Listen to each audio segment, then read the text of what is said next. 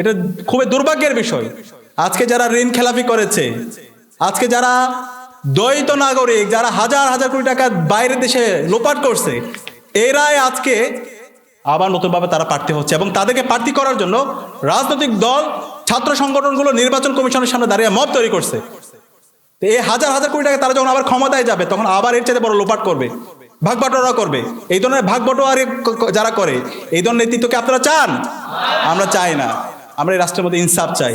যারা এই ধরনের দুর্নীতি করবে, যারা এই ধরনের অর্থ লোপাট করবে, যারা এই দেশকে বিক্রি করে দিবে, এই ধরনের নেতৃত্ব আমরা চাই না। সুতরাং যারা ঋণ খেলাপির সাথে জড়িত আছে এবং যারা এই ধরনের দ্বৈত নাগরিকত্ব আছে এবং হাজার হাজার কোটি টাকা লোপাট করেছে, তাদেরকে আমরা আমাদের নেতা হিসেবে আমরা গ্রহণ করবো না, আমাদের প্রতিনিধি হিসেবে আমরা গ্রহণ করবো না। আপনারা কি একমত আছেন?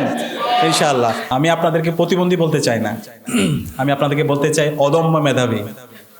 আপনারা যে মেধার স্বাক্ষর রেখেছেন, আপনাদের যে মেধা, আপনাদের যে সততা, আপনাদের যে দক্ষতা, আপনাদের যেই কাজের প্রতি ডেডিকেশন এবং আপনাদের মেধার স্বাক্ষর রেখে আজকে আপনারা ঢাকা বিশ্ববিদ্যালয় সহ বাংলাদেশের বড় বড় বিশ্ববিদ্যালয়, কলেজগুলোতে পড়াশোনা করছেন, সে কারণে আমরা ঢাকা বিশ্ববিদ্যালয় কেন্দ্রীয় ছাত্র সংসদের পক্ষ থেকে আপনাদেরকে স্যালুট জানাচ্ছি।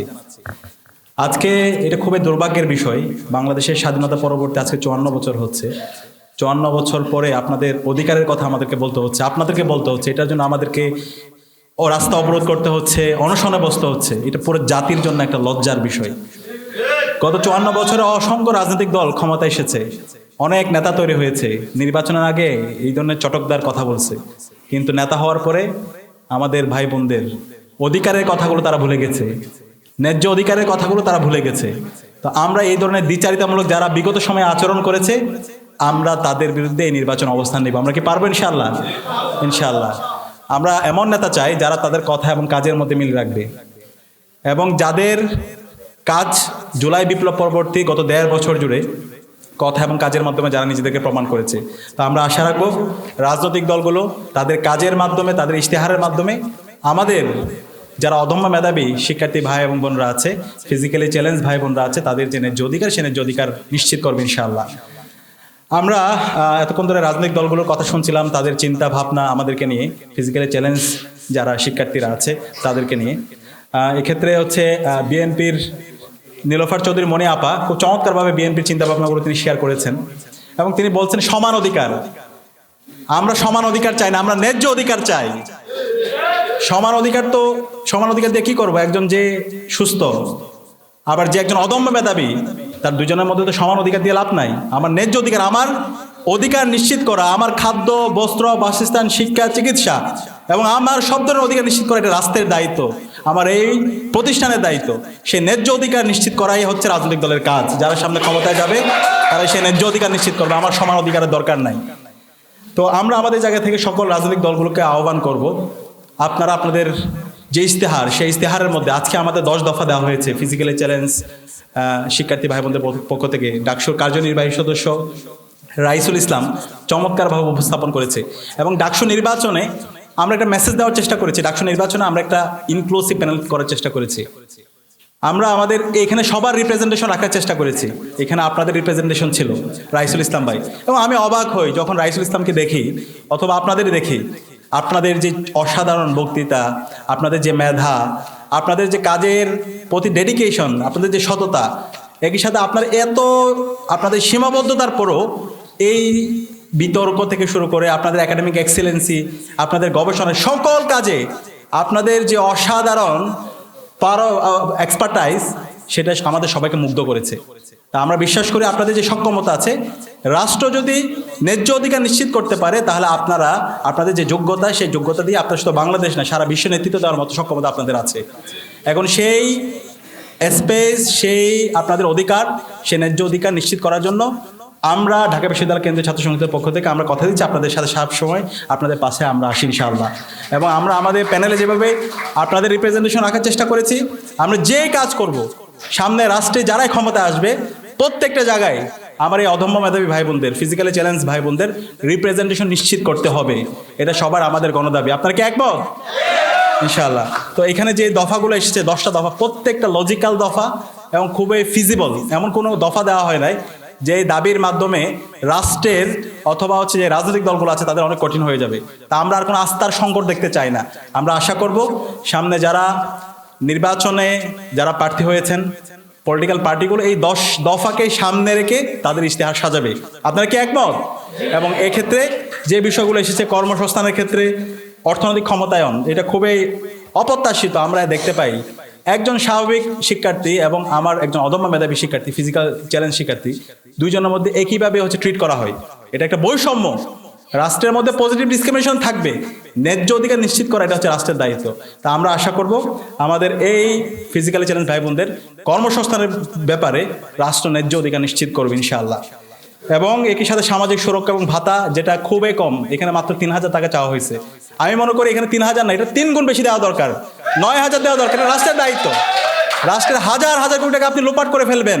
আজকে আমরা দেখতে পাচ্ছি, এটা খুবই দুর্ভাগ্যের বিষয়, আজকে যারা ঋণ খেলাপি করেছে, আজকে যারা দ্বৈত নাগরিক, যারা হাজার হাজার কোটি টাকা বাইরের দেশে লোপাট করছে, এরাই আজকে আবার নতুনভাবে তারা প্রার্থী হচ্ছে। এবং তাদেরকে প্রার্থী করার জন্য রাজনৈতিক দল, ছাত্র সংগঠনগুলো নির্বাচন কমিশনের সামনে দাঁড়িয়ে মব তৈরি করছে। এই হাজার হাজার কোটি টাকা তারা যখন আবার ক্ষমতায় যাবে, তখন আবার এর চাইতে বড় লোপাট করবে, ভাগ বাটোয়ারা করবে। এই ধরনের ভাগ বাটোয়ারা যারা করে, এই ধরনের নেতৃত্বকে আপনারা চান? আমরা চাই না। আমরা এই রাষ্ট্রের মধ্যে ইনসাফ চাই।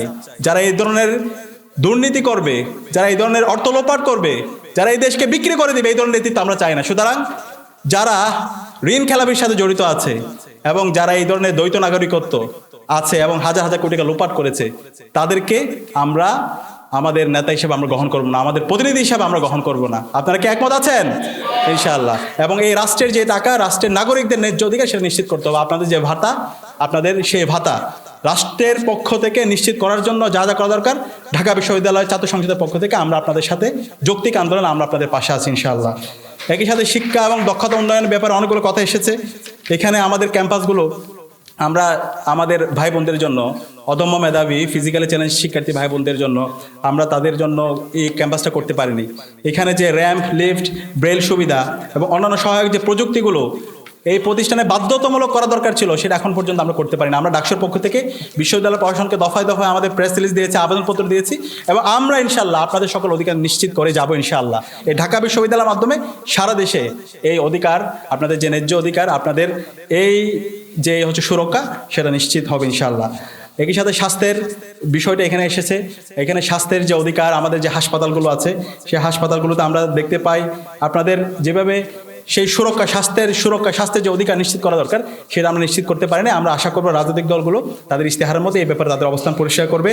এই আইন এবং নীতিমালার বাস্তবায়নের ব্যাপারে যে আইনগুলো আছে, 2013 সালের প্রতিবন্ধী ব্যক্তিদের অধিকার ও সুরক্ষা আইন, সেগুলোর পূর্ণ কার্যকর দরকার করতে হবে, এটা পূর্ণ কার্যকর করতে হবে।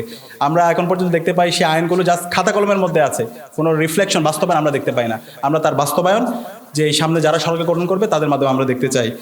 এরপর হচ্ছে রাজনৈতিক অংশগ্রহণ। ইতিমধ্যে আমরা বলেছি, জাতীয় সংসদ, স্থানীয় সরকার প্রতিষ্ঠান এবং রাজনৈতিক দলের প্রত্যেকটা জায়গায় আমাদের ফিজিক্যালি চ্যালেঞ্জ যারা আছে, অদম্য মেধাবী যারা আছে, তাদের রিপ্রেজেন্টেশন নিশ্চিত করতে হবে। শুধু বক্তৃতা বিবৃতি দিলে হবে না, তাদের রিপ্রেজেন্টেশন নিশ্চিত করার মাধ্যমে আপনাদের ইনক্লুসিভনেস, সেটার আপনাদের প্রতিচ্ছবি আপনাদের কাজের মাধ্যমে দেখাতে হবে। আমরা আশা করছি তারা তাদের কাজের মধ্যে সেটা দেখাবে। এর বাইরে আমাদের অবকাঠামোগত এবং পরিবহন বিষয়ে আমরা আমাদের দাবি উত্থাপন করেছি। তথ্য প্রযুক্তি এবং ডিজিটাল অন্তর্ভুক্তি বিষয়ে আমরা কথা বলেছি এবং প্রতিবন্ধী নারীদের বিশেষ কর্মসূচি, অনেকগুলো বিষয়ে তাদের সাপোর্ট দরকার। সেই সাপোর্টের ব্যাপারে রাষ্ট্র এবং রাজনৈতিক দলগুলো একসাথে কাজ করবে। এবং সর্বশেষ হচ্ছে বাজেটের বিষয়ে। আমরা যখন কোনো কাজ করতে চাই, তখন সমাজ কল্যাণ মন্ত্রণালয় থেকে শুরু করে সব জায়গায় বলা হয় বাজেটের ঘাটতি, এটা নিয়ে কাজ নাই। আরে ভাই, এত বাজেট রাখেন কই আপনারা? এই বাজেট ঘাটতির কথা আমাদের সাথে বলবেন না। আমার এই প্রতিবন্ধী ভাই বোনদের ন্যায্য অধিকার, তাদের সকল সংকটগুলো অ্যাড্রেস করার দায়িত্ব হচ্ছে আপনাদের। সুতরাং রাজনৈতিক দলগুলো আমরা আশা করব এই সকল পরিকল্পনা কিভাবে বাস্তবায়ন করবেন, আমার ফিজিক্যালি চ্যালেঞ্জ ভাই বোন যারা আছে, অদম্য মেধাবী শিক্ষার্থী যারা আছে, সেই প্রস্তাবনা, সে বাজেটের প্রস্তাবনাও আপনাদের ইশতেহারে থাকবে ইনশাআল্লাহ। এবং যারা এটা চমৎকারভাবে আমাদের সামনে হাজির করতে পারবে, ছাত্র জনতা তাদেরকেই আগামী 12 ফেব্রুয়ারি যে জাতীয় নির্বাচন হবে, তাদেরকে তাদের রায় প্রদান করবে। তো আমরা আশা করব রাজনৈতিক দলগুলো তাদের ইশতেহারে এই দফাগুলো চমৎকারভাবে বাজেটের প্রস্তাবনা সহ হাজির করে শিক্ষার্থীদের যে প্রত্যাশা, তাদের আকাঙ্ক্ষা এবং আমার ফিজিক্যালি চ্যালেঞ্জ যে ভাই বোনরা আছে তাদের যে আকাঙ্ক্ষা, সেই আকাঙ্ক্ষার আলোকে তাদের ইশতেহার প্রণয়ন করবে। এবং গত 54 বছর ধরে রাষ্ট্র এবং রাজনৈতিক দলগুলো নেতৃত্ব, আমার ফিজিক্যালি চ্যালেঞ্জ ভাই বোনদের উপর যে জুলুম করেছে সেই জুলুমের অবসান হবে ইনশাআল্লাহ। আমরা আশা করছি এখন এই সময় আমাদের একসাথে ঐক্যবদ্ধভাবে আমাদের ন্যায্য অধিকার নিশ্চিত করার জন্য। তো আজকের এই আয়োজনের জন্য আমি বিশেষভাবে ধন্যবাদ জানাচ্ছি ডাকসুর কার্যনির্বাহী সদস্য রাইসুল ইসলামকে, যিনি একই সাথে ডিসেবিলিটি রাইটস বাংলাদেশের কেন্দ্রীয় সভাপতি। রাইসুল আমার আপন ভাইয়ের মতো, মানে রাইসুলকে দেখে আমি অবাক হই। আল্লাহ তাআলা সকল গুণ তাকে দিয়েছেন, এত সীমাবদ্ধতার পরও সকল যোগ্যতা দিয়েছে। শুধু রাইসুল না, আপনাদের যাদের সাথে আমি দেখি, যাদের সাথে আমি পরিচিত হয়েছি, আমার অদম্য মেধাবী ভাই বোনরা আছে, প্রত্যেকে অসাধারণ। তো আপনাদের যে যোগ্যতা আল্লাহ তাআলা আরও বাড়িয়ে দিক। এবং আমি রাইসুলকে ধন্যবাদ জানাচ্ছি। একই সাথে এখানে আমাদেরকে সাপোর্ট করেছেন নুসরাত জাহান তমা ফাউন্ডেশন, আমরা তাদেরকে আন্তরিকভাবে ধন্যবাদ জানাচ্ছি।